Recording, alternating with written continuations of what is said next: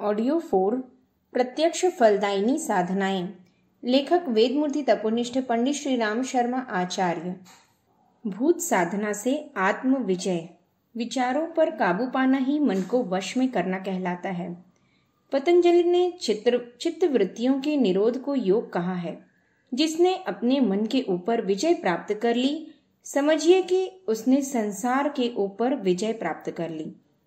महापुरुषों में यही विशेषता होती है कि वे विचारों के प्रवाह में नहीं बहते, वरन जिधर चाहते हैं उधर विचारों को बहाते हैं। जब चाहते हैं तब विचारों के प्रवाह को मोड़ देते हैं, बदल देते हैं, पलट देते हैं एवं बंद कर देते हैं। महात्मा गांधी को बड़ी गंभीर गुत्थियां सुलझानी पड़ती थीं। उनके आगे कभी कभी बड़ी विकट चिंताजनक समस्याएं आती थीं। उनके कंधे पर हर घड़ी जिम्मेदारियों का भारी बोझ रहता था, पर वे जब चाहते तब विचारों के प्रवाह को रोक देते थे। गंभीर बहस मुहाविसे में भाग लेते हुए यदि कुछ मिनटों का समय मिल जाता तो वे इतनी ही देर में गहरी नींद सो लेते थे। नेपोलियन युद्ध क्षेत्र में घमासान करते समय कुछ देर के लिए घोड़े को पेड़ के सहारे लगाकर देह को पेड़ का सहारा देकर सो लेता था। विचारों पर हमारा ऐसा ही अधिकार होना चाहिए। घुड़सवार लगाम मोड़कर अपने घोड़े को मनचाही दिशा में ले जाता है।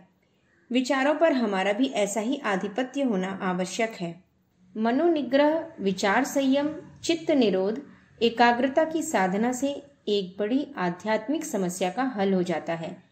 जहाँ चाहे वहाँ मन लगा देना और जहाँ चाहे वहाँ से मन हटा लेना, यह एक ऐसी सिद्धि है जिसके द्वारा शोक, क्रोध, चिंता, भय, काम, निराशा, आवेश आदि अवांछनीय स्थिति से मन हटाकर समस्त मानसिक दुखों का अंत किया जा सकता है।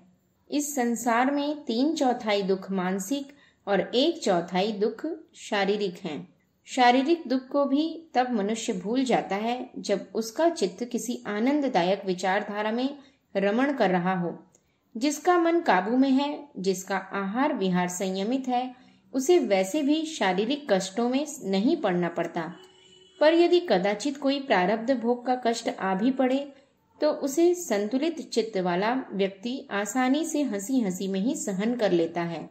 इस प्रकार सांसारिक दुखों से छुटकारा पाकर मनोनिग्रह ही आत्मानंद का सुखोपभोग करता है। हर घड़ी विपरीत परिस्थितियों में रहकर भी उसकी आंतरिक शांति नष्ट नहीं होती। मनोनिग्रह की साधना। मन का स्वभाव कुछ न कुछ काम करने का है। वह बेकार कभी नहीं बैठता। हर वक्त उसे कुछ न कुछ कार्य चाहिए। इसलिए मन को अन्य दिशाओं से रोककर 5 ज्ञानेंद्रियों के 5 विषयों पर लगाया जाता है। कान, आँख, जिह्वा, नाक, त्वचा, ये 5 ज्ञानेंद्रियां हैं। इनके कार्य क्रमशः शब्द, रूप, रस, गंध, स्पर्श को अनुभव करना है। ये 5 अनुभूतियां 5 तत्वों से ही संबंधित हैं।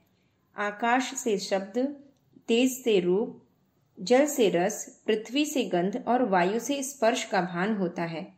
मन को इन 5 की अनुभूतियों में एक विशेष विधि से लगाने की साधना द्वारा उसका संयम हो सकता है। अब क्रमशः 5 साधना संक्षिप्त रूप से आगे लिखी जाती है। शब्द साधना। कबीर पंथ और राधा स्वामी मत में शब्द साधना की बड़ी मान्यता है। नाद बिंदुपनिषद में इस नाद योग का विस्तृत वर्णन है। जायफल का चूर्ण, मोम और थोड़ी कस्तूरी मिलाकर उसे लाल रेशम की 2 छोटी छोटी गोली जैसी पोटलियों में बांध लेना चाहिए। यह पोटली इतनी बड़ी होनी चाहिए कि कान में बोतल के कॉर्क की तरह फिट हो जाए और भीतर हवा जाने को स्थान न बचे। कोई साधक इन पोटलियों की बजाय तुलसी या चंदन की लकड़ी, बोतलों के कॉर्क, रुई या उंगलियों का प्रयोग करते हैं। प्राचीन प्रथा तो रेशम की पोटली की है, पर सुविधानुसार अन्य चीजों से भी काम लिया जा सकता है। साधना के बाद इन्हें निकालकर ठीक तरह से साफ कर लेना जरूरी है, जिससे कि कान का मैल उससे चिपका रहकर गंदगी की वृद्धि न करे। इस साधना के लिए रात्रि का निस्तब्ध कोलाहल रहित समय अधिक उत्तम है। शुद्ध होकर शांतिपूर्वक ऐसे सुविधाजनक आसन पर बैठिए जिसे कष्ट के कारण साधना समय के बीच में फिर न बदलना पड़े। गोली, पोटली, कॉर्क, रुई या उंगली लगाकर कान के छेदों को बंद कर लीजिए ताकि बाहर के शब्द कानों के भीतर न पहुंचने पाए। नेत्रों को बंद कर लीजिए। मेरुदंड सीधा रखिए। ओम की ध्वनि लहरी पर चित्त को एकाग्र कीजिए। जैसे घड़ियाल में हथौड़ी मार देने पर कुछ देर तक उसमें से थरथराती हुई शब्द ध्वनि निकलती रहती है, उसी प्रकार ओम ओम ओम ओम शब्द ध्वनि आपके मनःलोक में गुंजित हो रही है। इस प्रकार की भावना एवं श्रद्धा गंभीरता के साथ कीजिए। कुछ समय पश्चात कई प्रकार की शब्द ध्वनियां सूक्ष्म कर्णेंद्रिय द्वारा सुनाई पड़ेंगी। आंधी चलने, रेल दौड़ने, झिंगुर बोलने, घंटियां, मृदंग, शंख बजने, सितार झंझनाने, बादल गरजने एवं बंसी बजने जैसे शब्द सुनाई पड़ते हैं। सब साधकों को एक जैसी ये शब्द ध्वनियां सुनाई नहीं पड़ती। कारण यह है कि विभिन्न साधकों की मानसिक स्थिति भिन्न होती है। सतोगुणी स्वभाव वालों को मंद, समरस, मृदुल शब्द सुनाई पड़ते हैं। रजोगुणी को तीव्र स्वर के गंभीर शब्द सुनाई देते हैं। तमोगुणी को कर्कश, अस्थिर, भयंकर, डरावने वाले शब्दों का अनुभव होता है। इन शब्द ध्वनियों को आरंभ में 15 मिनट तक सुनना चाहिए। फिर क्रमशः 1-1 मिनट बढ़ाकर सुविधानुसार अधिक से अधिक 2 घंटे तक किया जा सकता है। जो ध्वनि सुनाई पड़े उसे सुनने में मन को पूरी तन्मयता के साथ लगाना चाहिए ताकि वह बीच बीच में इधर उधर न दौड़े। रूप साधना। रूप साधना के लिए त्राटक का अभ्यास किया जाता है।